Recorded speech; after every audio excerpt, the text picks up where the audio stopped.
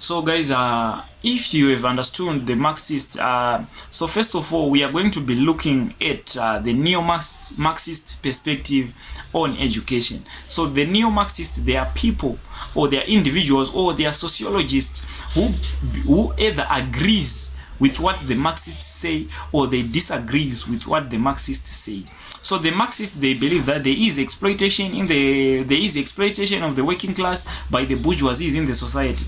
And then sometimes they agree with the neo-Marxists, sometimes the neo-Marxists, they disagree. They take their ideas from the Marxists. These are the neo-Marxists I'm talking about. So let's look at the neo-Marxists. What are they saying on education? Like I said, they take their ideas from the Marxists. So it's either, whenever you see a neo-Marxist theory, it's either they are agreeing with what the Marxists are saying, or they are disagreeing with what the Marxists are saying. So guys, let's look, or let's dive deep and look at what these neo-Marxists, are they agreeing with the Marxists, or are they disagreeing with the Marxists?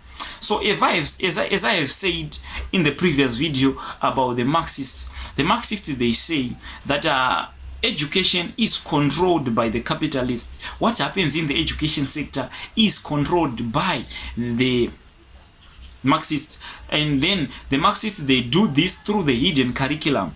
And as I have said in the previous video again on the Marxists, they say that the main aim or the major role of education is to produce a labor force, people who are going to be working for the capitalists in the future, just in short. So let's look at the Marxists. So the Marxists we have here is Paul Willis, who did a study on the 12 lads. So first of all, we need to understand, so the Marxists, they are saying that individuals in the educational sector, or pupils in the educational sector, they agrees with everything they are just taught in the schools.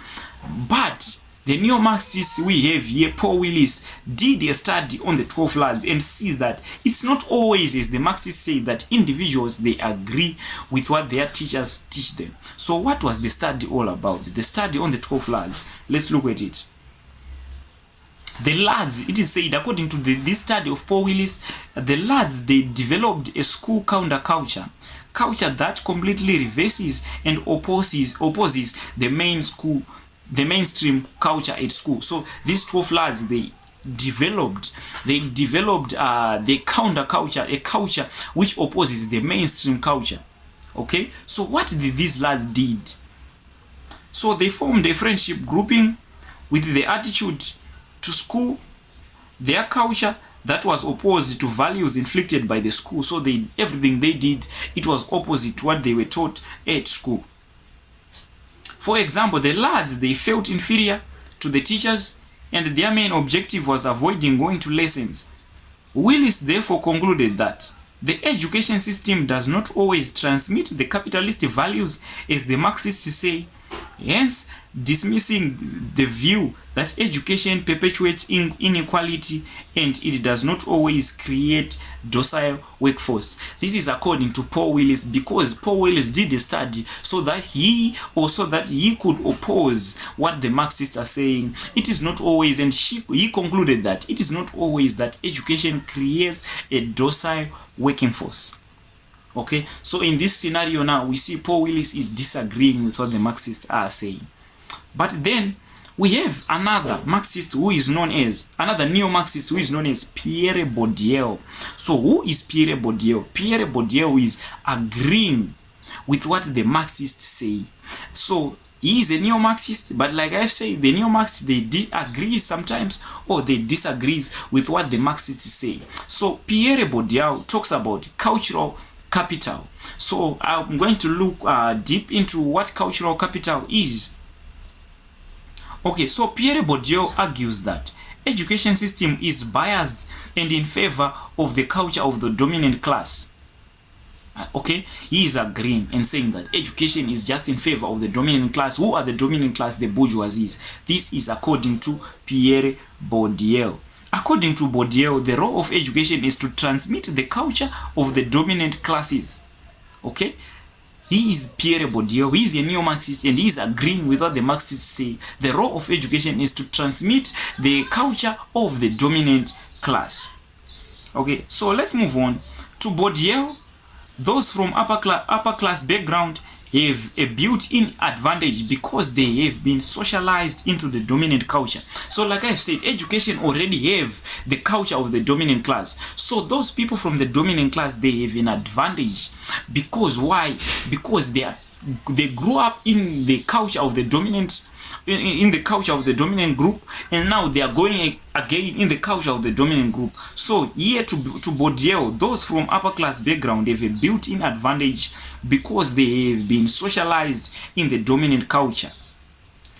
So this possession now of the dominant culture is the cultural capital. So when you have the culture of the dominant group, according to Pierre Bourdieu, you have what is known as cultural capital. So this culture is a strong motivation, class education, and designing for the upper class. So I just want you to understand what I've said before. So I don't want to give you much information on this, but let's move on and hear what Pierre Bourdieu talks about on cultural capital. So also we hear that Pierre Bourdieu, he maintained that working class students do not perform well at school because they lack cultural capital. Hence, class education by designing is not for them, and most of them lack motivation. So they say that most of the people in the working class, or the proletariat, those people exploited by the capitalists, those working class people, most children from the working class, they don't pass. Why? Because they don't have cultural capital. Because cultural capital is the one which is being taught at school. The values, the cultures of the dominant class is cultural capital.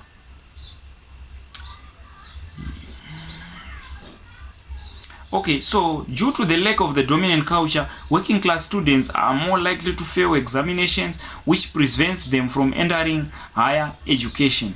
So now, because the people in the working class does not have cultural capital, does not have the culture of the ruling class, they end up failing their examination, and they also end up being prevented from entering higher education.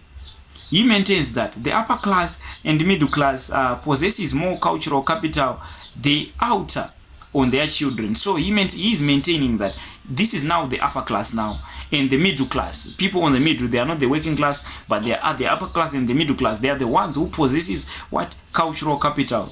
The outer on their children. So they put that cultural capital again on their children. Thus, this makes education for their children very easy.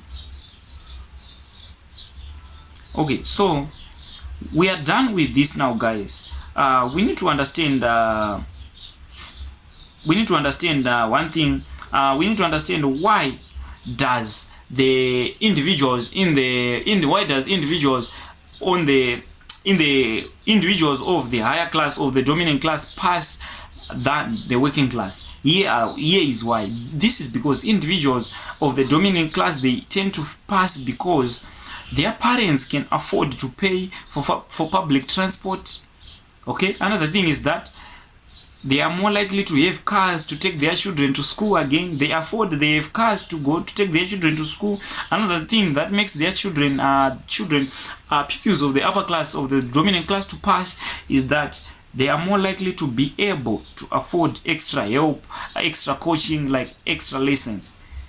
Another thing is that they are more likely to be able to afford to pay for their child care, and they have a good rapport between the dominant class and the teachers. Like, you know, that person who have money at school is the one who is liked by the teachers, and the teachers tend to be communicating very well with the parents. So this is all, guys, on the New Marxist. So we are going to be looking at the symbolic interactionist, and we are also going to be looking at the feminist. So after that, we are done, guys, with our topic education. So cheers, guys.